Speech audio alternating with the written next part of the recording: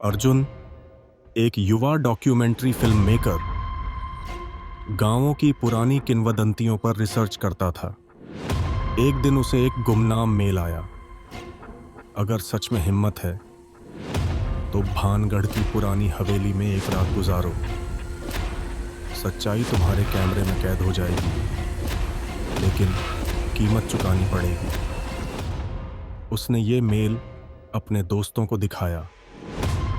नीलम sound designer, Ravi cameraman और साक्षी script writer. सबने मिलकर तय किया कि इस रहस्य से पर्दा उठाया जाएगा। वे चारों उस हवेली तक पहुंचे। जगह वीरान थी, लेकिन हवेली पर एक रहस्यमयी आकर्षण था, जैसे कोई उन्हें अंदर बुला रहा हो। दरवाजा खुला, पर अंदर कदम रखते ही एक सर्द हवा का झोंका उन्हें छू गया। अंदर दीवारों पर धुंधले चेहरे, टूटी खिड़कियां और फर्श पर कुछ अजीब सी लकीरें बनी थीं, जैसे खून को घसीटा गया हो। नीलम ने धीरे से कहा, मुझे अजीब महसूस हो रहा है, जैसे कोई हमें देख रहा हो। रात जैसे जैसे गहराती गई, हवेली में अजीब आवाजें आने लगीं। फुसफुसाहटें, कदमों की आहट और कभी कभी किसी के रोने की धीमी सी आवाज। कैमरे ने एक जगह रिकॉर्ड किया है, उसकी आत्मा आज भी इंसाफ की तलाश में भटकती है। अचानक रवि गायब हो गया। उसका कैमरा टूटा हुआ मिला।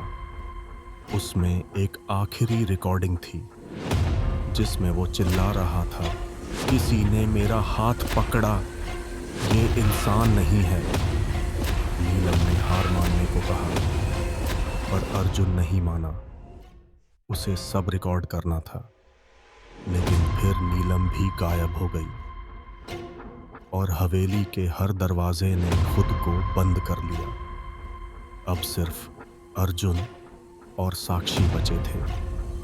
साक्षी अचानक रोने लगी और बोली, मैंने ये मेल भेजा था अर्जुन, मुझे सब जानना था इस हवेली के बारे में। मैं चंद्रिका की वंशज हूँ। मुझे पता था यहाँ कुछ छिपा है। अर्जुन चौंका, तुमने हमें यहाँ बुलाया, लेकिन क्यों? साक्षी बोली, चंद्रिका की आत्मा सिर्फ अपने खून के जरिए मुक्त हो सकती है, और मैं उसका खून हूं। अचानक हवेली की दीवारों से खून बहने लगा और साक्षी की आंखें सफेद हो गईं। कैमरा गिर चुका था। सब धुंधला था। सुबह गांव के कुछ लोग हवेली में पहुंचे। वहां सिर्फ एक कैमरा मिला और उसमें आखिरी रिकॉर्डिंग। अगर ये फुटेज कोई देख रहा है तो जान लो, हवेली अब खाली नहीं है। वो आत्मा मुक्त नहीं हुई। वो अब किसी और शरीर में समा गई है।